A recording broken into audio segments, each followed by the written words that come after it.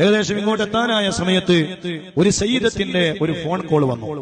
ഒരു ബീവിയാണ്, കരയുകയാണ്. ആ ബീവി അവരുടെ വീട് വലിയ പ്രയാസത്തിലാണ്.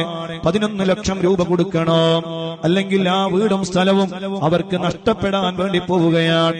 ഉസ്താദേ, എന്തെങ്കിലും ഒന്ന് ചെയ്തു തരണോ? ഞങ്ങൾ വാടക വീടുകളിലേക്ക് മാറിപ്പോകുന്നത് ഞങ്ങൾക്ക് ചിന്തിക്കാൻ കഴിയുന്നില്ല. ഞങ്ങളെ ഇസ്സത്തിന്റെ പ്രശ്നമാണ് ഉസ്താദേ.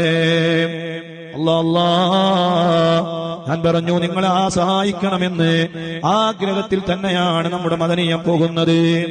മദനിയത്തിന്റെ ഏറ്റവും വലിയ നിയ്യത്ത് 313 സാദാത്തുക്കൾക്ക് വീട് നിർമ്മിച്ചു കൊടുക്കണം എന്നതാണ്.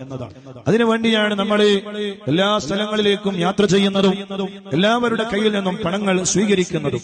അങ്ങനെ അൽഹംദുലില്ലാഹ് 150ഓളം വീടുകൾ നാളെ നമ്മുടെ മലപ്പുറം ജില്ലയിലെ ഒരു സ്ഥലത്ത് ബഹുമാനപ്പെട്ട സയ്യിദ് മുത്തനൂർ തങ്ങളുടെ നേതൃത്വത്തിൽ അതെ നാളെ 152ാമത്തെ വീടിന്റെ വാർപ്പിന്റെ പണി നടക്കുകയാണ്. എല്ലാവരെയും സഹായിക്കണമെന്ന് നമുക്ക് ആഗ്രഹമുണ്ട്. പക്ഷേ എല്ലാത്തിനും ഒരു പരിധി ഉണ്ടാകും. നമ്മുടെ കയ്യിൽ കിട്ടുന്നതനുസരിച്ച് ചെയ്യാൻ പറ്റുകയുള്ളൂ. നമുക്കങ്ങനെ പ്രത്യേകമായ ബിസിനസ്സോ കാര്യങ്ങളൊന്നുമില്ലല്ലോ. ആളുകൾ തരുന്ന പണം, അതുപോലെ തന്നെ ആളുകൾ നമ്മുടെ കയ്യിൽ ഏൽപ്പിക്കുന്ന ആ വലിയ അമാനത്ത്, ആ അമാനത്ത് മുത്തു റസൂലുള്ളാഹിന്റെ മക്കളുടെ പേരിൽ നമ്മുടെ കയ്യിൽ ഏൽപ്പിച്ചു കഴിഞ്ഞാൽ അത് അവർക്ക് വീട് വെച്ച് കൊടുക്കാനാണ്.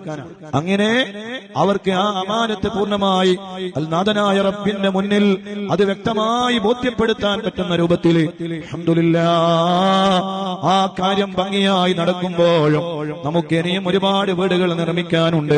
പക്ഷേ ഇപ്പോൾ അതിന്റെ ആവശ്യമായ പണം നമ്മുടെ കയ്യിലില്ലാത്ത വിഷമങ്ങളുണ്ട്. ഇൻഷാ അല്ലാഹ് റബ്ബ് വലിയവനാണ്. അല്ലാഹു അവന്റെ ഖജനാവ് ഏതെങ്കിലും ഖൈറായ വഴിയിലൂടെ നമ്മുടെ മുന്നിൽ അല്ലാഹു തുറന്നു തരട്ടെ.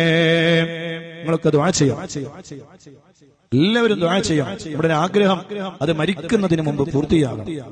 100 വീടായിരുന്നു ഉദ്ദേശിച്ചത്. 111 വീടുകളുടെ ഉദ്ഘാടനം കഴിഞ്ഞപ്പോ ശൈഖുനാ സുൽത്താനുൽ ഉലമ ഉസ്താദ് പ്രഖ്യാപിച്ചു അത് 313 ആക്കണം എന്ന്. അങ്ങനെയാണ് അതിനുവേണ്ടിയുള്ള പരിശ്രമങ്ങളിലാണ്. നിങ്ങളൊക്കെ ദുആ ഉണ്ടാകണം.